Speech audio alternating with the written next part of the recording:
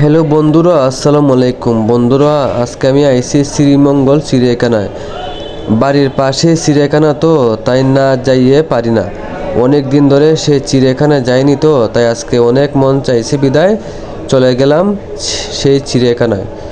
দেখুন, হাজারো পর্যটকরা এখানে এসেছেন এই চিড়িয়াখানার প্রাণী দেখার জন্য। এই যে সামনে আছে কত সুন্দর একটি প্রাণী, এই যে বানর মামা, দুইটি বানর মামা খেলাধুলা করতেছে, দেখতে অনেক ভালো লাগতেছে। দেখুন,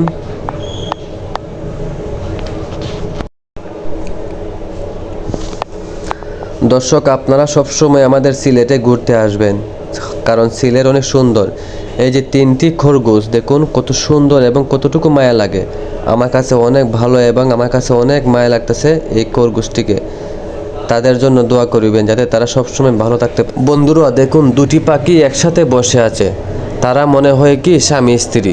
তাদের জন্যও আপনারা দোয়া করবেন যাতে তারা সবসময় একে অপরের পাশে থাকতে পারে। দেখুন কত সুন্দর একটি দৃশ্য, দেখতে না অনেক ভালো লাগে। দর্শক দেখুন কত সুন্দর মাছগুলো এই পানির ভিতরে তারা খেলাধুলা করতেছে, অনেক ভালো লাগতেছে। বেশিরভাগ বাসা বাড়ির মধ্যে মানে এরকম মাছ দেখা যায় আর কি। দর্শক দেখুন, দুটি পাখি কত মায়াবী, দেখতে না অনেক ভালো লাগতেছে। দেখুন, গায়ের রং লাল, হলুদ, সাদা, অনেক সুন্দর কালার। পাখিগুলো না সত্যি অনেক সুন্দর লাগতেছে আমার কাছে। এই যে আরেকটা প্রাণী দেখুন, তারাও বন্দিখানায় বসে আছে। কিভাবে এই বন্দিখানা থেকে বের হবে তাদের নাম আমার জানা নেই, যদি আপনারা জানেন তাহলে কমেন্টে বলবেন।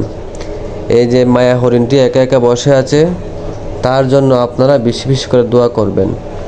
এই যে হরিণ মামা, একদম মায়াবী হরিণ মামা, আমার কাছে অনেক ভালো লাগতেছে। এবং এই যে